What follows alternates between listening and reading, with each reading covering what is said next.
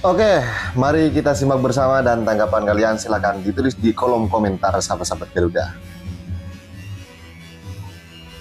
Dan ini ada beberapa pengamat dan nggak heran pemain kita itu dari tier 3, 4, 5 loh di Eropa.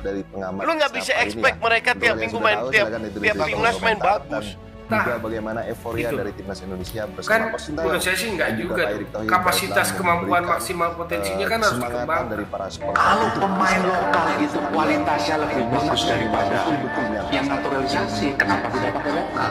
Yes. Ya. Tapi seorang Erick Thohir, seorang Sintayong, mari kita setuju untuk setuju dan tidak setuju. Ada dua orang lah yang mengatakan hadapin yang akan kita jamu ini adalah tim-tim yang biasa main di Piala Dunia. Tanya ke mereka ini yang mengaku paling sepak bola, yang paling ngerti bola. Itu babai-babai gitu kan seolah-olah kayak juara.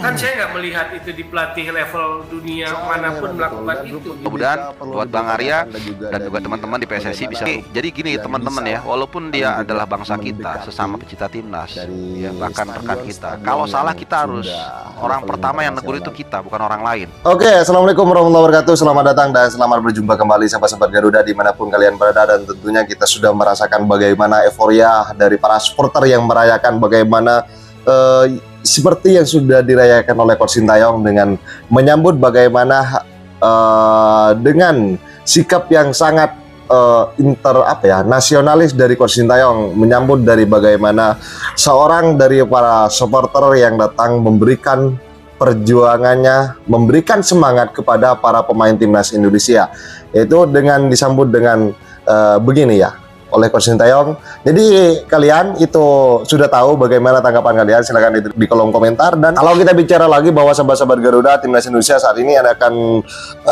tentunya akan cari menang ketika bertandang ke Cina ataupun Bahrain nanti. Berbicara di kandang lawan nanti, tentunya timnas Indonesia dengan harapan besar bisa mencuri poin sempurna di kandang lawan di Bahrain ataupun di Cina paling tidak, dan juga menahan imbang dari Jepang nantinya di di pertandingan selanjutnya. Dan timnas Indonesia sahabat-sahabat Garuda tentunya dengan formasi dan juga skema dari taktik yang bakal diturunkan oleh Coach Sintayong, dengan formasi apa tentunya kita sangat menunggu setelah kedatangan dari dua pemain yaitu Emiliano Reinders dan juga Marcel Gar. Dan tentunya kita sedang menunggu lagi apakah seperti yang dikatakan oleh Coach Justin pada video sebelumnya ya.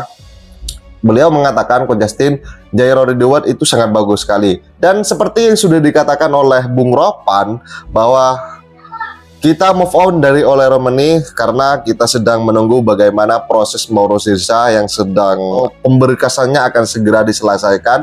Atau paling tidak, kita mendapatkan striker yang sangat gacor karena tidak semerta-merta lini pertahanan yaitu seorang Martin Pas di bawah Mister Gawang hanya berjuang ketika menjadi tembok terakhir timnas Indonesia yang digempur habis-habisan oleh para lawan-lawannya. Dan timnas Indonesia sahabat-sahabat Garuda, bagaimana tanggapan kalian? Silahkan ditulis di kolom komentar dan kita simak bersama. Kalian sudah pasti tahu ya ini siapa dan bagaimana untuk menanggapi dari di bawah komando Coach Sintayong dan juga di bawah komando Pak Erick Thohir. Bertumbuh pada seorang Orat Mangun tanpa ada flank yang ngebantu. Oke, lo itu kenapa melihat apa gara-gara ada Tom Haye di awal? Iya. Nah, Tom Haye begitu masuk babak kedua lebih enak lagi tuh, fluid. Witan masuk. Tapi Orat Mangun udah kecapean. Itu dia. Gue berpikir juga begitu, karena berapa match dengan Tom Haye ditarik di menit 60-70, performa kita menurun. Gue pikir ini dirubah sama Sintayong, jadi dia masukin di ujung biar kita nggak menurun. Dan Australia pun kebobolan di menit akhir. Tapi kebetulan kita lagi memang satu tim itu lagi off day, lagi jelek. Lini belakang kayak nggak dikucing. Lini belakang doang. Lini belakang nggak brilian biasanya, tapi cukup kalau harus dipilih siapa yang bagus, ya lini belakang paling bagus. Tengah hancur-hancuran, depan juga jelek. Walaupun Orat Mangun bekerja keras, sangat amat bekerja keras, tapi lagi jelek aja. Dan nggak heran, pemain kita itu dari tier 3, 4, 5 loh di Eropa. Lu nggak bisa expect mereka tiap minggu main, tiap timnas main bagus. Yang main di top tier, top flight itu siapa sih? Itses ya. Udah. Oh, Martin Pas di Liga MLS. apa? MLS nggak dihitung. Iya. Calvin Verdong aja di Liga nomor 6-7 di Eropa. Ih, bagus top flight juga.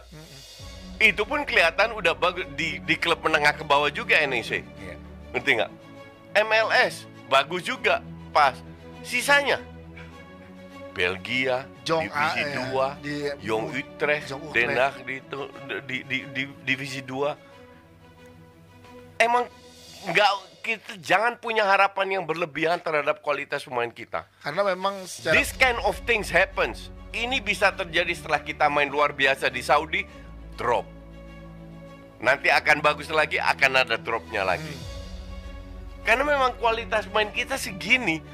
Cuman kita punya satu senjata yang dimanfaatkan, yaitu fighting spirit. itu yang menang. Itu yang membuat kita bisa meraih 2 poin di dua laga pertandingan. Tapi gue menyoroti lini tengahnya ya, berarti dengan tidak ada Tom Haye, harusnya ya dengan skuad yang dimiliki Sintayong tuh harusnya ya kombinasi yang pasti menurut kalian siapa? Karena kan kemarin Nathan, kemudian ada Ivar dan juga satu lagi si berdua benar di tengah. Nathan pun lagi off day banget tuh kelihatan.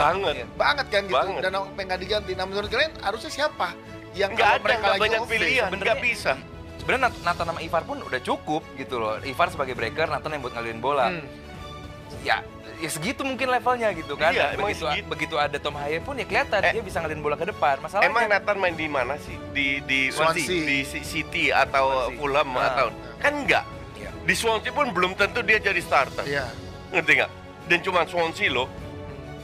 Jadi Swansea-nya mana gitu ya? Swansea. Iya, terima kasih Adi. I mean nggak bisa kita berharap Nathan main bagus terus. Ya. Segitu pun udah bagus. Segitu udah bagus. Apa alasan SD kemarin nggak mengganti Nathan? Kelihatan banget. Mau ganti nama siapa? Mengganti Ricky Kambuaya gitu atau siapa Nggak di bisa belakang? lah, beda level lah. Jadi emang walaupun kemarin udah kecapean banget kelihatan di 10 menit terakhir kan. Mereka fight. Iya. Semua pemain fight. Iya. Termasuk Rafael Struijk yang main jelek juga. Fight. Dia fight. Ya, untuk Marcelino main di babak pertama jelek, babak kedua jauh lebih bagus. Iya. Karena berapa kali gue lihat Marcelino di sayap kanan, dia nggak nyaman di kanan. Karena nyamannya di kiri dia. Nyamannya di kiri dan akhirnya digeser. Kita Dan akhirnya Struijk diganti. Witan dicadangin aja untuk gue agak aneh, tapi ya itu Sintayong lah, itu oke lah, nggak ada masalah. Cuman Sintayong nggak banyak pilihan juga. Apa persoalannya? Dan Jadi untuk silakan kalian masalah Rafael Struijk ini setelah post match lawan Saudi ternyata disebut sama coach Shin bahwa emang Rafael ini cedera. Kita itu ketemu tim yang reguler masuk Piala Dunia ranknya 24, selisihnya 100 poin lebih loh. Iya, 100 109. peringkat lebih loh. Iya. Iya loh. Bahwa lu bisa curi 1 poin dengan main jelek, dengan fighting, itu udah luar biasa. Betul, setuju. Dan juga cuma fighting spirit sempat bisa unggul Digendong sama Martin Paes lah, itulah tugas kiper. Makanya dia didatengin at all cost. Ini Iya. prosesnya Martin kan lama, Panjang tuh sempat ketahan. panjang kan. Tapi PSSI, Erick Thohir, Arya dan lain-lain tetap kekeh. Terutama Erick tetap kekeh. Mereka sadar mereka butuh kiper yang udah berkali-kali gue katakan juga. Tidak mendiskreditkan kiper lain, tapi dari sisi tubuh sama Rich udah beda. Yes, dan kelihatan lah itu kayak bukan lagi masalah soal Martin Paes, dia layak banget gitu. Iya, Martin layak Paes banget dan kelihatan dia ngendong. tahan gitu loh. Kan menurut saya sih enggak juga dong. Kapasitas kemampuan maksimal potensinya kan harus dikembangkan. Tapi kalau STY tadi mengambil posisi dia cari yang paling realistis, menurut saya sih dia cari yang paling menguntungkan dirinya. Karena kemarin lihat aja main ditekan habis-habisan pun 37-63 position dengan 19-5 sementara Indonesia cuma 5-2 shooting ke gawangnya. Itu kan disambut luar biasa. Selesai pertandingan muter-muter. Kalau Coach Justin gitu, babai-babai gitu kan seolah-olah kayak juara. Kan saya nggak melihat itu di pelatih level dunia manapun melakukan itu gitu. Dia seolah-olah sudah ini. Karena menurut saya secara pragmatis memang ada target-target objektif tertentu yang STY ambil dan secara itu kan dia aman. Secara 1 poin aman. Publik bersorak-sorai katanya. Bahwa saya ingin memberikan sebuah ketajaman, ya itu kan hak pribadi saya sebagai pengamat bola. Ya, tidak ada yang melarang. Tapi kan begini, Tom. Korelasinya dengan katakan realistis dan spekulatif. Ya. Betapa beresikonya kalau seandainya STY memaksakan skuadnya itu lebih banyak menyerang ofensif gitu, daripada bertahan. Dengan bertahan aja, Tom. Ya. Itu kan kita bisa lihat stamina pemain ini kan. Ya. beda dengan lawannya. Nah kan, bagaimana kalau dia dipaksa banyak menyerang? Ya, soal stamina tuh satu hal. Kan kemarin sempat rame-rame tuh, pandit banyak ngomong, publik banyak ngomong bahwa di era STY stamina 90 menit nggak ada yang megap-megap, kan begitu. Nah kenyataan waktu lawan Arab tuh high menit 67, Sandy Walsh 70-an habis, kemarin juga habis. Ketika lawan level level tim yang lebih tinggi ya.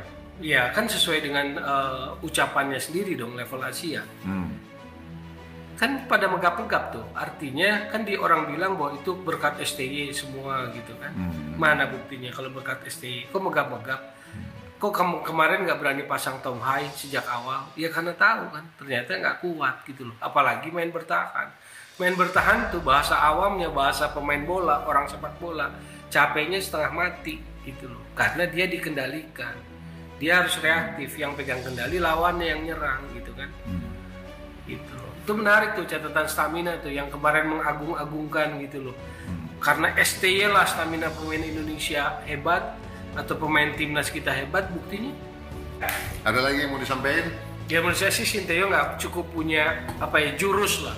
Kalau kita pakai istilah pendekar, jurusnya nggak punya lagi untuk meningkatin level. Iya, nggak jurus yang lain, harus banyak jurus kan. Jadi buat saya sih Sinteyong tuh nggak punya jurus lain lagi untuk meningkatkan level permainan timnas. Coba aja lihat nanti lawan siapapun di level ronde 3 ini. Kita berharap lawan Bahrain dan China dia keluarkan jurus baru. Ya harapannya, tapi seumur-umur dia pegang Korea Selatan pun kan begitu main. Anda melihatnya begitu? Iya, sampai ke Indonesia pun. Dia benar-benar pragmatis. Makanya dia selalu mainkan itu. Kami realistis. Jadi dia turunkan dulu ekspektasi publik. Begitu dapat draw, maka sorak-sorai kan. Kayak begitu. Oke, satu kalimat. Kalau kemarin satu kata, satu kalimat untuk timnas secara umum. Timnasnya sudah bekerja keras, dalam hal ini pemain squad, saya bilang. Cuman apakah ini akan memberikan sebuah warisan buat sepak bola Indonesia jangka panjang? Saya meragukan itu. Kalau untuk STY saya ragu, dia bisa meningkatkan level kualitas permainan timnas. Saya ragu. Oke, berikutnya satu kalimat. Nah, ini satu kalimat buat Martin Paes. Kemarin Anda bilang menggoda. Iya. Sekarang apa satu kalimat? Pemain hebat tuh nggak perlu banyak waktu untuk nunjukin kualitas. Ya. Martin Paes nggak perlu yang adaptasi ya, karena beliau juga merupakan analisa yang sangat kritikannya sangat mendasar kepada timnas. Dan kalau ada yang pemain hebat tuh nggak usah butuh waktu lama saya untuk nunjukin tahu hebatnya. apa persoalannya. Jadi silakan kalian di satu kalimat buat STY. Walaupun Anda udah paparin tadi di depan. Dia senengnya babai-babai gitu kalau habis pertandingan. Itu happy dia, seneng dia. Ya gembira lah, mau pulang poin. Enggak, kita kan pernah ngelihat waktu 2000 berapa ya? 2004 ya. Mourinho juara sama Porto. Dia cuma sekelebatan loh waktu selebrasi. Ya dia biarkan panggung itu buat para pemainnya. Habis itu dia lepas medali ini dia ngeloyor ke ruang ganti kan. Ternyata kemudian dalam wawancara berikutnya kita tahu bahwa saya ingin rebut Piala Champion lagi dengan klub lain, dan rupanya terwujud itu kan. Tom, banyak di sosial media netizen lah, itu mengkritisi Anda, memprotes Anda. Kenapa harus nyinyir? Kenapa harus sentimen dengan STY? Ada apa? Enggak ada apa-apa. Cuma buat saya sih, saya baca, saya ikuti perkembangannya. Kalau istilah orang Bandung atau orang Sunda, pupujian STY itu. Pupujian? Pupujian. Apa tuh? Ya senang spotlight gitu loh. Senang spotlight, pencitraannya gede gitu. Padahal secara kalau kita lebih tajam analisis, nggak ada perubahan permainan. Senang glorifikasi, itu gimana? Bukan glorifikasi, senang sorotan, senang diteriakin gitu. Oke. Yang terakhir. Senang dilulukan gitu. Satu kalimat untuk supporter Anda supporter timnas secara umum. Luar biasa kalau supporter timnas sih. Fanatismenya luar biasa, kecintaannya pada timnas luar biasa. Nggak diragukan dari dulu. Nggak diragukan. Soal pengetahuan bolanya sampai mana kan urusan mereka masing-masing. Tapi kalau soal kecintaannya luar biasa. Kalau pemain lokal itu kualitasnya lebih bagus daripada yang naturalisasi, kenapa tidak pakai lokal? Yes. Ya. Tapi seorang Erick Thohir, seorang Sintayong yang diberi beban, bagaimana tadi memprioritaskan yang ada di federasi dipilih timnas, dia melihat lokalnya belum termanage dengan bagus, lalu kualitasnya masih so-so saja. Kalau dilawankan, mohon maaf ini saya nyebut negara, lawankan Vietnam aja udah kembang kempis. Lalu kan Sintayong kan ngomong sama Erick Thohir, bro, gua mau di sini dengan gaji sekian, tapi gua harus punya kebebasan memilih. Sama seperti saya pada waktu Teko saya pertahankan, pada waktu saya pertahankan, saya beri kebebasan. Loh, kenapa kamu pakai naturalisasi? Pemain lokalmu ini main 15 menit udah nggak bisa. Ya kan, sama teman-teman semua gitu. Nah, memang ada satu dua yang berpendapat, which is nggak ada masalah ya, kita let's agree to agree and disagree. Mari kita setuju untuk setuju dan tidak setuju. Ada satu dua orang lah yang mengatakan, udahlah Bu, nggak apa-apa, tuh udah lumayan bagus gitu kan. Udah lumayan dibandingkan lawan Filipina dan Irak gitu. Kalau dibandingkan lawan kalau dibandingkan kondisi lapangan waktu lawan Filipina dan Irak, lapangan di kampung gua juga mungkin lebih bagus. Tapi kan ini standar udah internasional yang kita hadapin, yang akan kita jamu ini adalah tim-tim yang biasa main di Piala Dunia, bahkan di negara mereka masing-masing seperti Arab Saudi, Australia juga gua rasa seperti itu ya, walaupun gua nggak pernah ke sana. Kemudian juga Jepang gue yakin pasti lapangannya kondisinya juga bagus. Nah, makanya gue waktu itu bandingin, memang standarnya tinggi dengan di Qatar. Di Qatar itu gue rasa yang paling perfect yang pernah gue rasa injek ya rumput itu di dunia tuh. Karena jujur teman-teman ya, ini gue sekedar hanya informasi aja. Waktu 2023 di Istanbul itu habis pertandingan final Liga Champions itu gue sempet sneaking ke lapangan nginjek rumputnya. Bahkan kemarin waktu di Wembley abis final, gue juga sempet nginjek rumput Wembley. Termasuk juga di Qatar, itu paling bagus Qatar tetap teman-teman. Ini sebagai perbandingan ya. Jadi memang tinggi banget standarnya Qatar. Tapi GBK ini oke lah, mungkin gak usah sebagus Qatar, cuman paling gak mendekati lah. Nah ini gue lihat kemarin gak seperti itu. Nah kemudian gue juga gak mau dengan menyertakan gambar itu seolah-olah kayak kerjaannya nyalahin mulu. Makanya gue sediain gambar. Gue juga memberikan kesempatan buat teman-teman menilai bener gak sih pandangan gue ini bahwa ini kurang bagus. Ternyata pas pertandingan terbukti boncel-boncel. Bahkan kalau kalian ingat sekitar menit kedua atau ketiga, ketika awal-awal kita menggempur habis-habisan menekan pertahanan Australia, kalau nggak salah dapat 2-3 kali corner di awal-awal. Sandy Walsh waktu mau ngambil corner atau lagi di pinggir lapangan lah itu, di arah ya di pinggir lapangan lah ya, di pojok itu dia kayak nginjek-injek rumput gitu loh. Mungkin ada yang kecabut atau apa gitu. Itu baru awal-awal loh, udah langsung kelihatan tuh ada masalah gitu. Jadi ya cuman gue juga nggak mau terlalu kayak cari-cari kesalahan terus kita langsung memaki-maki, nggak usah. Kadang-kadang gitu juga kontraproduktif. Yang penting ya udah kita kasih tahu nih ke teman-teman di GBK, ke Pak Erick Thohir bahwa Pak ada ini seperti ini. Ini faktanya. Ya kalau mereka nggak bereaksi ya itu konsekuensinya akan mereka terima ya. Tentunya kita akan bertanya-tanya, misalnya kita bayar tiket tapi kok kita nggak dapat tontonan atau tayangan yang minimal standar lah, lapangannya wajar gitu ya, bagus, mulus gitu. Dan gue bukan larinya juga ke pertandingan kita, ya memang ngaruh juga sih teman-teman ya, karena di Qatar itu dengan lapangan seperti itu, dengan gaya permainan kayak kita yang banyak mengandalkan passing ya, kalau kita lihat tuh passing kaki ke kaki kita kan lumayan banyak nih, terutama sejak Piala Asia Senior. Memang ini cukup mempengaruhi. Tapi on the top of that ya, bahwa tanggung jawab dari federasi atau PSSI untuk menyajikan tontonan yang bermutu ini gua rasa menjadi satu pegangan. Oke, itu soal rumput lumayan banyak nih ya, penting nih karena ini berulang-ulang. Kalian Oke, sahabat-sahabat Garuda, saya rasa cukup tentang statement dan juga informasi dari Timnas Indonesia saat ini. Tentunya dengan harapan besar bisa lolos ke Piala Dunia 2026. Zona Asia ini tentunya dengan kualifikasi di putaran 3. Berbicara grup C, tentunya Timnas Indonesia bukan tim yang bisa diremehkan begitu saja. Karena sekelas rank 24 Australia ditahan imbang, atau dengan sebutan kata bahwa Australia menahan imbang Indonesia. Jadi cukup cukup lucu sekali ketika Australia dengan diberikan judul bahwa Australia menahan imbang Indonesia.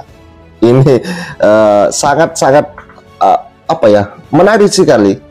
Dan juga apa ya, yang dikatakan barusan bahwasanya timnas Indonesia dengan para supporter yang dikatakan bahwasanya siapa yang mengatakan bahwa ingin beradu argumen dengan supporter La Grande. Jadi kalau kalian yang dekat dengan para supporter La Grande, silakan dikasih kabar bahwa La Grande sedang ditunggu untuk bisa berkomunikasi dengan Bung barusan. Dan persoalan dari rumput Gbk dan juga bagaimana ketika kita lihat bersama lah ketika Sandiwas yang ketika ingin mengumpan bola dengan umpan lambung ternyata rumputnya langsung mental ya. Dan sahabat-sahabat Garuda, bagaimana tanggapan kalian? Silahkan ditulis di kolom komentar dan jangan lupa like video ini dan di subscribe channel ini agar kalian tidak ketinggalan informasi penting khususnya timnas Indonesia. Salam sepak bola keren, salam sepak bola bersih. Bersama Pak Erick Thohir kita mengharapkan timnas Indonesia akan terbang tinggi. Garudaya bersama Pak Erick Thohir akan mendunia. Bersama saya, salam olahraga.